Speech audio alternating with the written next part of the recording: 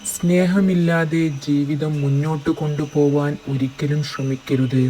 ഹൃദയം ഒരു മരുഭൂമിയാക്കി മാറ്റിയാൽ അവിടെ മുൾച്ചെടികൾ തഴച്ചു വളരും. അടുക്കുന്നവരെയൊക്കെ ആ മുള്ളുകൾ മുറിവേൽപ്പിക്കും. ക്രമേണ ആരും അടുക്കാതെയാവും. ഒരിക്കൽ നമുക്ക് കിട്ടിയ സത്യസന്ധമായ സ്നേഹം, നിഷ്കളങ്കമായ സ്നേഹം നമ്മുടെ ബുദ്ധി മറന്നു പോയാലും ഹൃദയം മറന്നു പോകില്ല. നിങ്ങൾ ആർക്കെങ്കിലും അവർ ആഗ്രഹിക്കുന്നതിൽ കൂടുതൽ കരുതലും സ്നേഹവും കൊടുത്താൽ നിങ്ങൾ വിചാരിക്കുന്നതിൽ കൂടുതൽ നിങ്ങൾക്ക് ദുഃഖിക്കേണ്ടി വരും.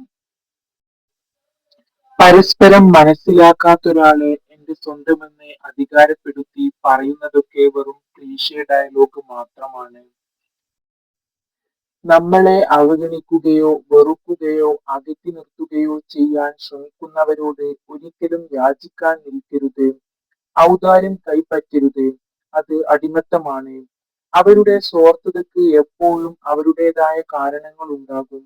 സ്വാർത്ഥതയ്ക്ക് മുന്നിൽ എല്ലാ യാഥാർത്ഥ്യങ്ങളും നിരർത്ഥകമാണ്. ആർക്കും കൊടുക്കാത്തൊരു സ്നേഹം നമ്മൾ ഒരാൾക്ക് നൽകുമ്പോൾ ആരും തരാത്തൊരു സങ്കടം തിരിച്ചു തരാനുള്ള അവസരം കൂടിയാണ് അയാൾക്ക് നമ്മൾ നൽകുന്നതെന്ന് ഓർത്തുവെക്കേണ്ടത് നല്ലതാണ് എല്ലായ്പ്പോഴും.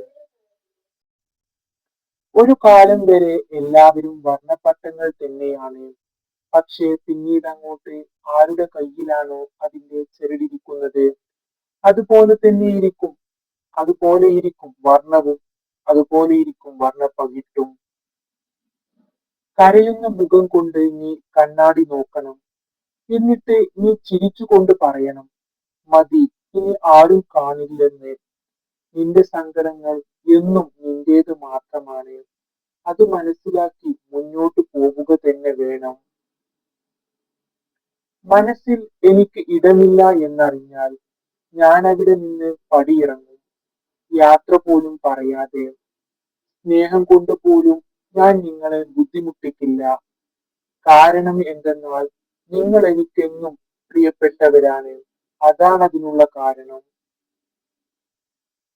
Thanks for watching.